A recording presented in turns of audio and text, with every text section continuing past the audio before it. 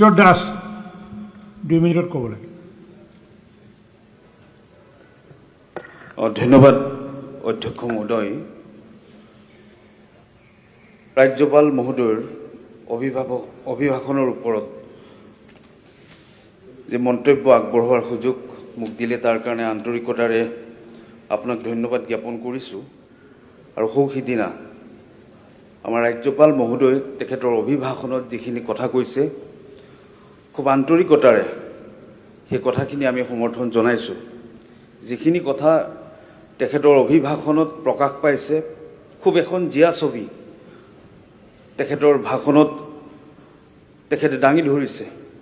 আৰু আমি BTC অঞ্চলৰ প্ৰতিনিধিত্ব কৰিছোঁ আৰু তাৰে বহুখিনি কথাই আমাৰ অন্তৰ চুই গৈছে। আমি প্ৰায় 2001 চনলৈকে BTCত শান্তি কি বস্তু আমি অনুভৱ কৰাই নাছিলোঁ। আৰু যেতিয়া ডক্টৰ হিমন্ত বিশ্ব শৰ্মা ডাঙৰীয়াৰ আমাৰ BTCখনক লৈ সুকীয়া পৰিকল্পনা কৰিলে শান্তি প্ৰতিষ্ঠা কৰাৰ কাৰণে, কেন্দ্ৰীয় চৰকাৰখনে যেতিয়া শান্তি চুক্তি কৰিলে, তাৰপিছত আমাৰ অঞ্চললৈ স্থায়ী শান্তি বিৰাজ কৰিলে। আৰু আজি সেইদিন নাই। আজি প্ৰগতিৰ নতুন ৰূপ আমাৰ BTC অঞ্চলত আৰম্ভ হৈছে। গতিকে আগন্তুক দিনত আমি আশাবাদী যে যোৱা সিদিনা ৰাজ্যপাল মহোদয় তেখেতৰ অভিভাষণত যিখিনি কথা কৈছে, আগন্তুক দিনত ইমান দিনে আমি BTC অঞ্চলে যিখিনি পিছ পৰি আছিলোঁ, আগন্তুক দিনত নিশ্চিতভাৱে আমি আগুৱাই যাবলৈ সক্ষম হ'ম।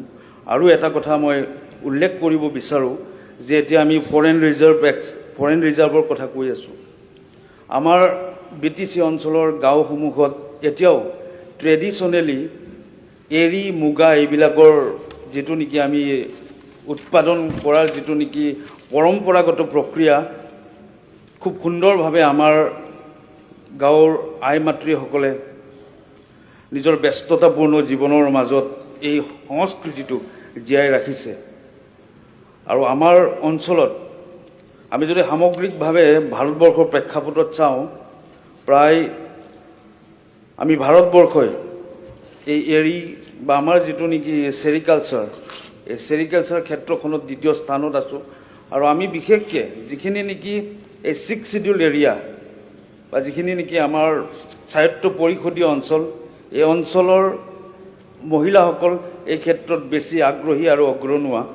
গতিকে আমাৰ গভৰ্ণৰ মহোদয় যিখিনি কথা তেখেতৰ অভিভাষণত এই আমাৰ যিটো নেকি ট্ৰেডিশ্যনেল প্ৰেক্টিছটোৰ কথা উল্লেখ কৰিছে, আগন্তুক দিনত এই কথাখিনিয়ে আমাৰ মহিলাসকলক যথেষ্ট উপকৃত কৰিব আৰু নিজৰ ভৰিত থিয় হ'বলৈ প্ৰেৰণা দিব বুলি আশাবাদী।